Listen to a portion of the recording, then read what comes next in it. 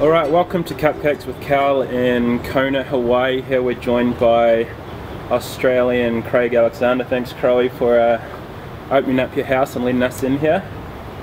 My pleasure.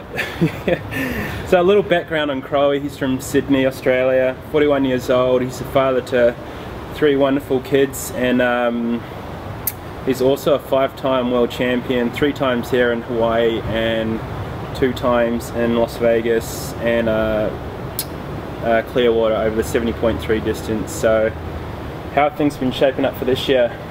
Yeah, good. I think a week out from the race here, everyone's really just dying to race.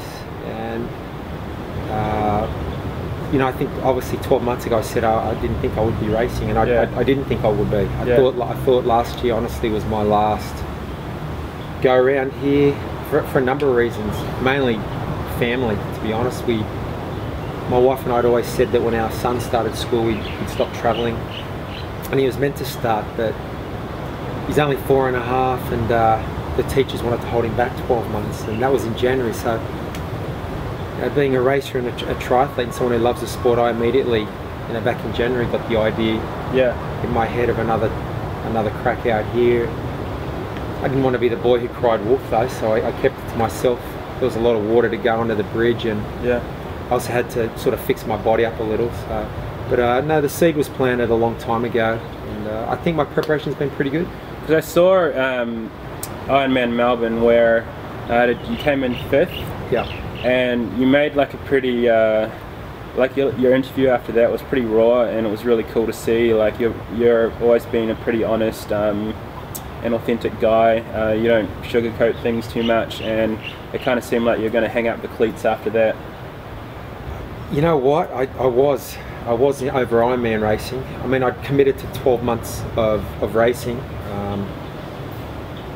and the Melbourne race was a last-minute race once again because of Austin not starting school. A week after he didn't start, I won a 70.3 race in Australia, which was the Aussie Champs, and I thought I've got good form. I haven't really prepared specifically for an Ironman, but I knew Melbourne was on in 5 weeks. It's very close to home. Yeah. And I just didn't want to get to July or August and not have validated. I thought I've got to do it sooner rather than later. Yeah. So that was my plan, and I was disappointed after Melbourne. I don't think I raced up to the level I wanted to. And so I'm not going to lie, in the latter stages of the marathon, I thought, maybe this is just a sign I should hang it up. Yeah. I'm only kidding myself out here. But you're always, I think, more emotional, and the emotions are more raw immediately after the finish. I was disappointed with the result, and I just thought, I'm just not good enough to compete at this level anymore. Yeah. But when the dust settled, my wife, who's the voice of reason, said, you jumped in off a shorter preparation, and I just love the race out here. It's interesting, when I took my spot in July and it became public, a lot of people were supportive, but a lot of people were also critical and thinking I should have just left it alone or walked away. And I think it's a woman's prerogative to change her mind, and that's all I did. I had an opportunity to come back and do something that I really love to do, and that's all. There's nothing more or less to it. It's, last year's race wasn't the race I wanted to have out here. I had a few issues in the race, and but it's not about coming back to try and get redemption or anything. It's just doing something I really love to do. This is, I would say, the last opportunity I'm really going to have to prepare the way I like to prepare for a World Championship race. So. How much does your age factor into it? Because you're not necessarily, you're a part of like an elite sort of crew, like Cam Brown, like Richie Cunningham. There's plenty of guys who are cracking into their early 40s now who are still like thrashing the young bucks, so to speak. Yeah, it does play a part though. I think, if you've been in the sport a long time, you've got a lot of hard miles on the clock, and there's no escaping the fact that your body changes a little bit, your flexibility. I think the reason it is hard to let go is because your heart and lungs, from an endurance standpoint, get better. Yeah. And every now and again in training, you see a glimpse of what you used to do every day, and you know, you get the sense that, oh well, you know, the engine's still good, it's still all there. You just don't recover the same way, and I think it does factor in, and that's why I've had a very reduced racing schedule this year. You know, I raced early. I raced Auckland, Geelong, and Melbourne. Yeah. And then nothing really until China 2 weeks ago, the ITU World Long Course. So I think you have to take your age into account. I don't think it's an excuse. So I think if you can get yourself onto the start line, you know, you can still be a factor in these longer races. Yeah.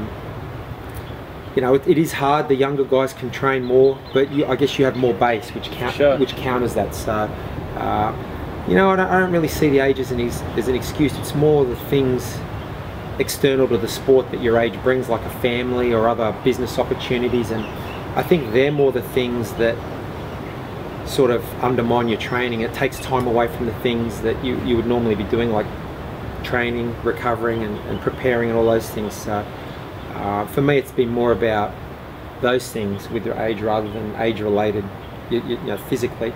Speaking of business opportunities, you launched Sans Ego earlier, which is your coaching business, where you're more or less you've been known as a person who's checked his ego at the door, whereas some other athletes tend to spout off and blow their own trumpets pretty. Who are you referring to?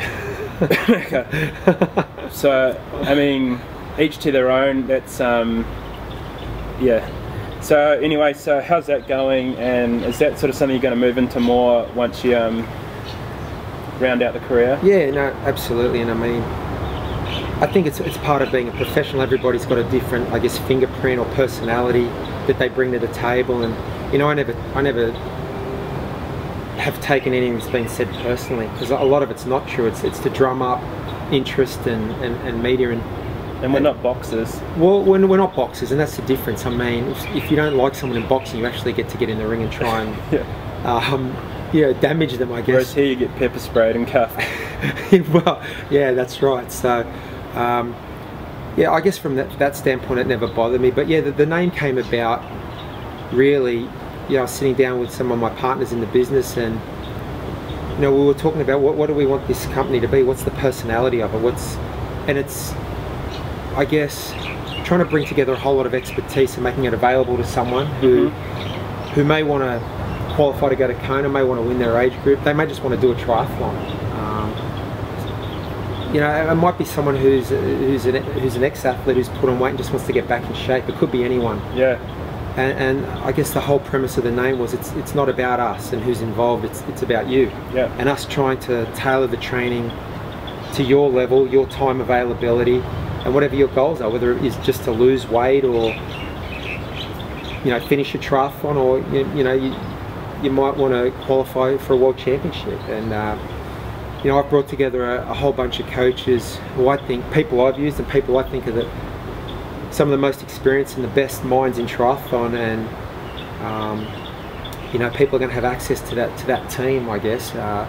You know, I don't think for a moment just because I've won a race or two that makes me a great coach. I think coaches require a different set of skills. Obviously they need knowledge of the sport, the science, but also the practical application, and how do you apply it to different people. I mean, it's one thing to coach someone who trains full-time and that's their profession, to someone who has a job and family commitments and only has X number of hours per week to train. So, you know, the coaches I've recruited have a lot of experience with all sorts of athletes, and yeah, it's exciting. So we'll see where it goes. Cool.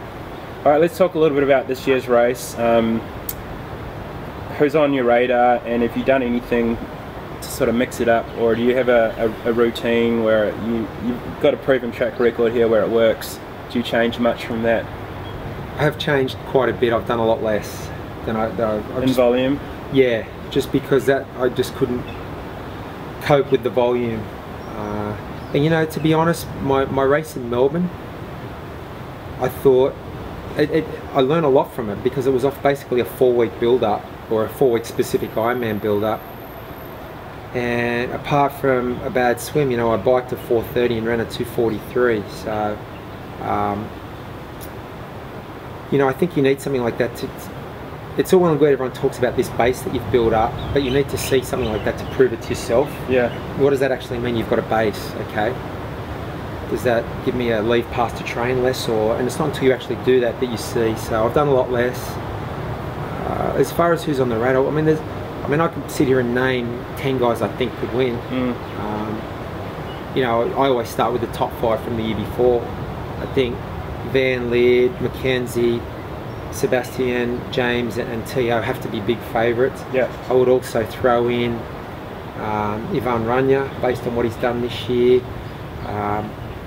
You know, I think Paul Matthews has a good chance to. I mean, I wouldn't be surprised if Barney gets on the podium. I know I've seen his training. I know what he's capable of. There's so many names, and